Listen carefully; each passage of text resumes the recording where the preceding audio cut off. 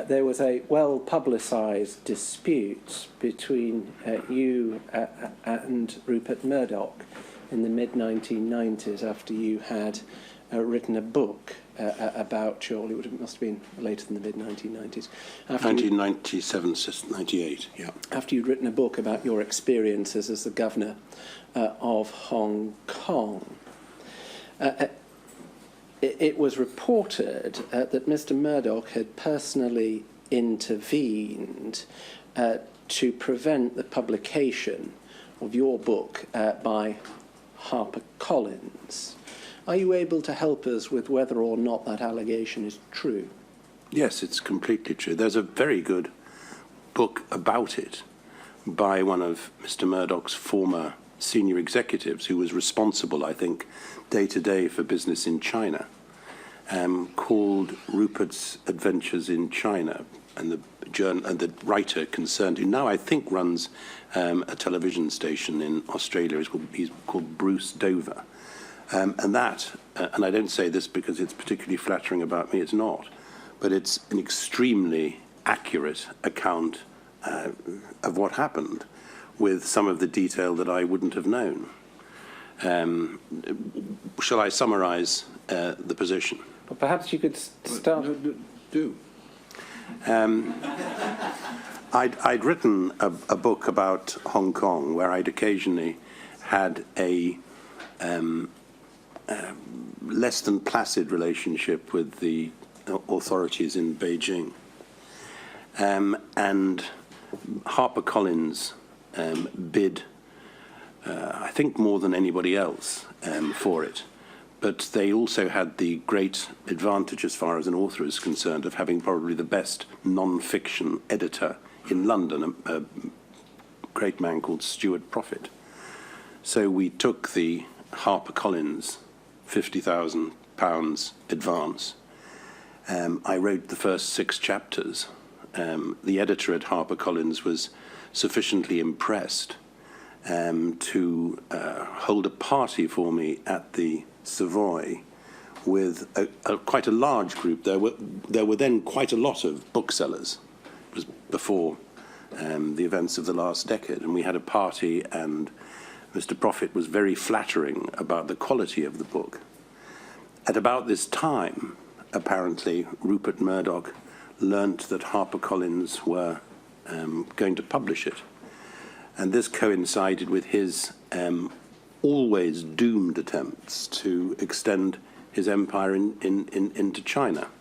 There's a story told in one of the documents you asked me to look at, a review, I think, by John Lanchester, of a number of books about Mr. Murdoch, a story told about a meeting that Mr. Murdoch had with Zhu Rongji, who's wrongly, I think, described in the article as vice president. He was actually premier of China, in which Zhu Rongji apparently said to Mr. Murdoch, well, I see you changed your citizenship from Australian to American in order to buy a newspaper in New York. Are you intending to become a Chinese citizen in order to extend your empire into China? The Chinese thought this was a terrific joke.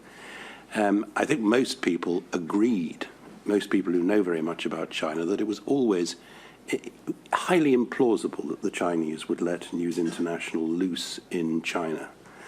But plainly, Mr. Murdoch took the view that publishing a book which was critical of the Chinese leadership would not improve his chances.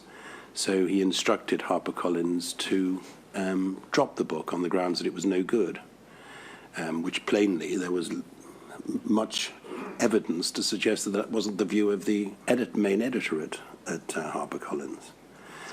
Well, the upshot was that, not least thanks to having some very good informal legal advice from the late Lord Alexander, and some good formal advice, and thanks to the extraordinary courage of Stuart Profitt, the editor, who refused to back down and say the book was no good. He lost his job. He was served with letter from lawyers. He lost the keys to his car, the works. He's now, I'm pleased to say, a senior editor at Penguin, but it was very tough for him at the time. But the upshot was that we eventually secured an apology and £50,000, and the book was published in America with a sticker on the front saying the book that Rupert Murdoch refused to publish. So it was worth tens of thousands on the sales of the book.